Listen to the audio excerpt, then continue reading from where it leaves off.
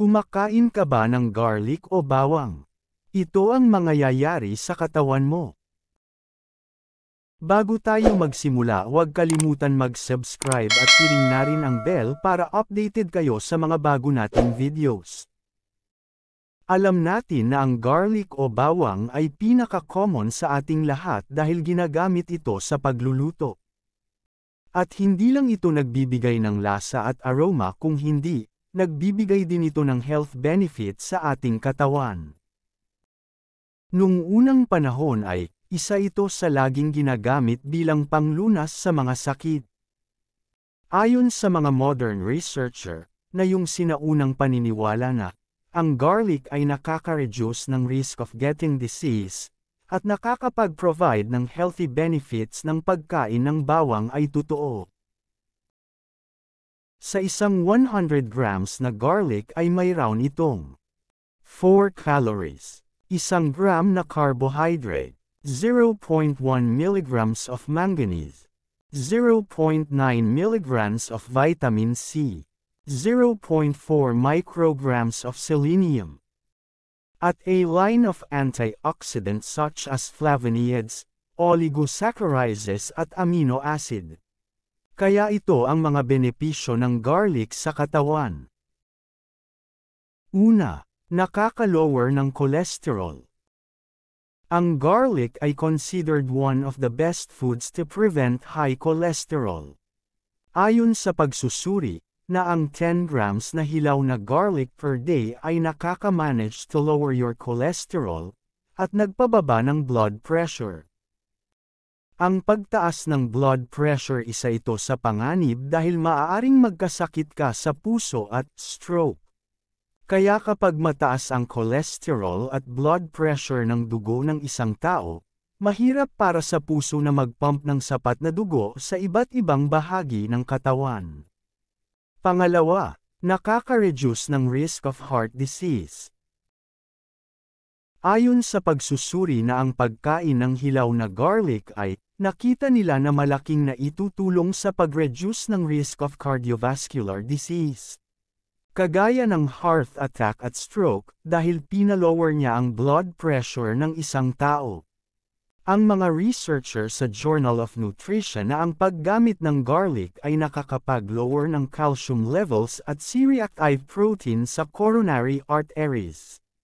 Ang calcium deposit sa coronary arteries ay sign of plaque buildup na nakaka-narrow or nakaka-clog ng arteries. While C-reactive protein ay special protein na nagtitrigger ng inflammation. Pangatlo, mabisang panlaban sa sakit, gaya ng sipon at trangkaso. Ang bawang o garlic ay kilalang nagpapalakas ng ating immune system. Ayon sa pag-aaral, na pagkain ng bawang ay nakakapagbaba ng posibilidad na magkakaroon ng sipon ng hanggang 63%. Ayon naman sa isang researcher, na ang isang bawang araw-araw ay nakakabawas din lang sa sipon at trangkaso, kung hindi mas pinaikli pa niya ito sa mas malala na sakit ng isang tao. Pang-apat, nakakatulong sa brain health. Ang bawang o garlic hindi lang sa puso ito merong benefits kung hindi sa utak din ng tao.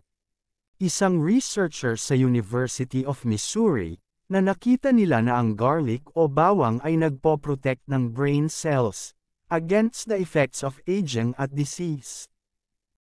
Ang garlic ay nakaka-reduce din ito ng nitric oxide levels, na nag-produce ng microglial cells sa utak during the fight against inflammation at oxidative stress.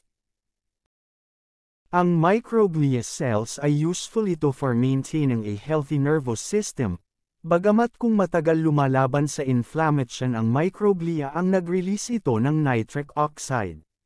Ang sobrang nitric oxide levels ay have long been linked to brain cell damage.